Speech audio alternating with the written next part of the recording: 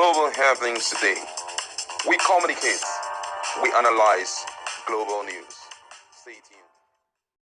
Few hours ago in the Senate plenary, it was a battle of word between the Senate president and those who were against and for the issue of ranching. Don't forget that Fulani Herdsmen had been of great menace to Nigeria. Most life has been lost as a result of the kind of practice they carry out in rearing their cattle, moving from point A to point B. So yesterday, a bill was brought up and you get to hear what happened. It was quite an interesting moment because everybody had to speak up, and a time came that even the Senate president had to lambast one of the senators who stood strongly against the bill. Let's listen to the full details.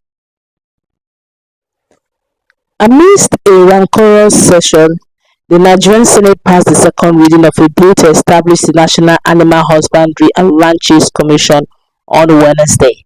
Despite heated debates, the senators voted in favor of the bill, sponsored by Senator Titus Dr. Janzam, representing Benue Northwest, which is meant to control and regulate cattle rearing ranching business across the country. Now, Zam told the Senate that ranching remains the only viable alternative for cattle breeding in Nigeria.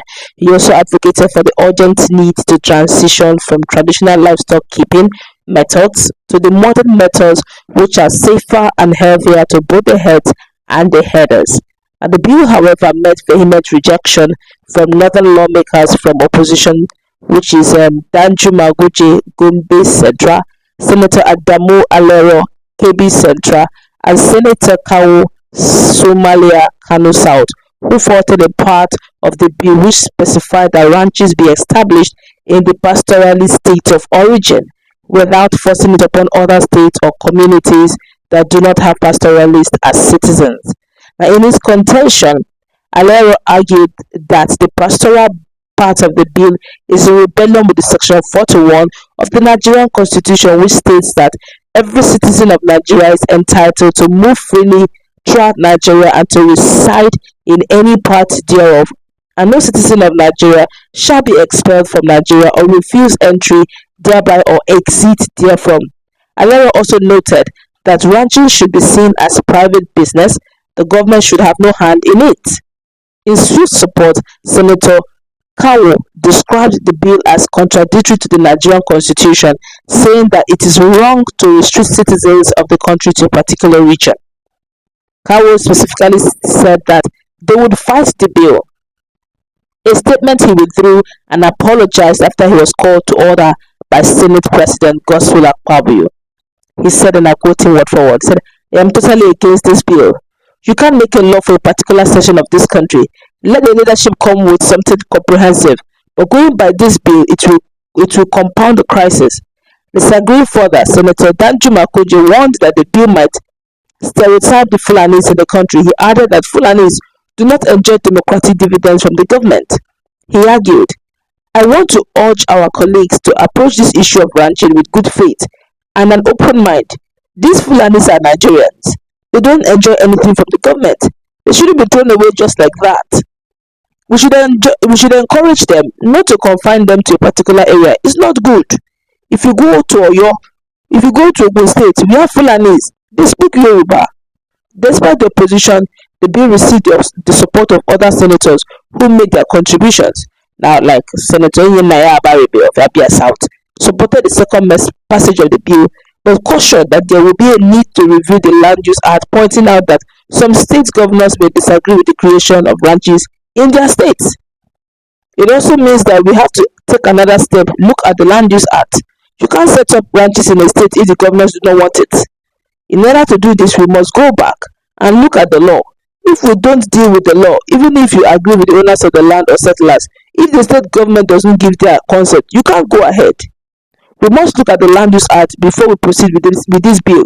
Former Governor of Kano State Abdullahi Ganduje once said that he has enough land for all herders to come and graze, but some are using these herders to destabilize this country.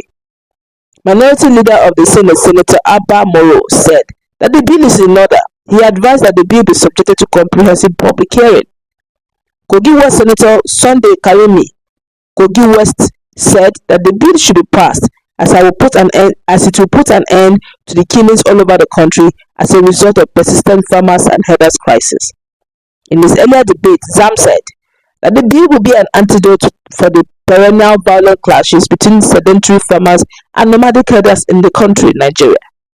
He said, "The time to adopt international best practices in animal husbandry. My distinguished colleagues, now is the time to bring about a law to stop open grazing.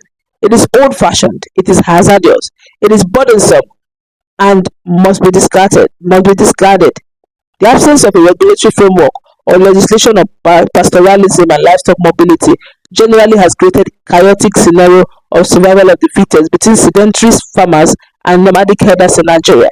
My dear colleagues, this is not acceptable in 21st century civilized country." Akpabio allayed sentiment raised by opposing senators, stressing that the bill will still be subjected to public hearing before its final passage and assent, in which he said all issues raised will be addressed. If we need to tinker with the Land Use Act to create a clause to assess the ranching, we must also consider that many state governors don't have money to go into ranching. Akpabio asked Senator Titus Sam if he intended to step down the bill, in which he replied in the negative, after which Akpabio put the question to the senators and the chorus aye in favor of the bill. The bill was subsequently referred to the Senate Committee on Agriculture, Judicial and Legal Matters, Trade and Investment to report back in the next 1 month. And those were the discussions that went down in a few hours ago plenary that took place. Many Nigerians have been reacting to this. My colleague is in the house. What's your take on the fact that it looks like the northern senators want the ranch to be in every state of the federation? They want the ranch established every part of the country. While some of the senators from the southern part believe that the ranch should go to the state of origin where the pastoralists come from. The southern part of Nigeria are majorly farmers, they're majorly into agrarian society. The northern part seem to be more into nomadic farming. So they should actually follow, but that's where really the crux of the matter is. What's your take on what they're looking for? Well, when it comes to the issue of ranching, we have to be very careful about it, because we must go by some of the postulations and position of some of the lawmakers. It's going to divide the country. First of all, we have to understand the Fulanis are also part of us. That we know there are some bad Fulanis, but however, you must notice that if you restrict them to be in any state and do their business in that state, it's a kind of infringing on their rights. Now, yesterday was quite an interesting session of plenary, because I saw for the first time the Senate president was really at war with that senator. At the point, he was like telling the senator, are you trying to say that cows are also citizens of Nigeria? If cows are citizens of any other place, cows are not citizens in Nigeria. The senator had to say, no, I'm not talking about it. I mean, it was very serious, but I do understand what the senator is trying to do. The issue of that ranching, it must, just like Abayomi had rightly pointed out, the Land Use Act must be looked into. A portion of land in every state must be given to them, at least in an environment where they won't trespass. Let them understand these are your boundaries, and you're only meant to, according to the ranching practice, you're to raise good. They give them money to raise good grasses for those animals to feed on, and also to create their own food for the animals. You understand? But when it comes to the issue of saying it should just be in their own states, the northerners also, or the Fulani states, will also say, Igbos, we can accept you Igbos to stay in our state, but not with your business of spare part selling, not with your business of selling this thing. Go back. If you want to stay, just come stay. But if you want to do your business, go back to your city. So before you know, there will be a serious rancor. So that issue must be handled. But the issue of ranching is cool, you understand? But then we must revisit the Land Use Act. Okay, but for me, I believe the reason why Nigerians are getting a bit skeptical of them having ranches round about the state, the 36 states of the federation, is because they have been an antecedent, that is not really favorable to them, where they have been known to be a bit violent. Wherever they go to, something must happen. There's always these clashes, one way or the other. they've not had a good relationship with their host community. That's one. Two, I believe that the Indians, like you rightly mentioned, whenever they go to a place, they sell their spare parts peacefully. We really not hear that they have clashed with their host community. That's absolutely true, but you have to understand that the law governs everybody. If you are a There's this Nigerian, you fear. must not be restricted. You There's this understand? fear Nigerians have with them that Now, guess what? Can I tell you that there are some states too? If you're talking about Fulani Herdsmen being hostile, there are some states that have not even experienced it before.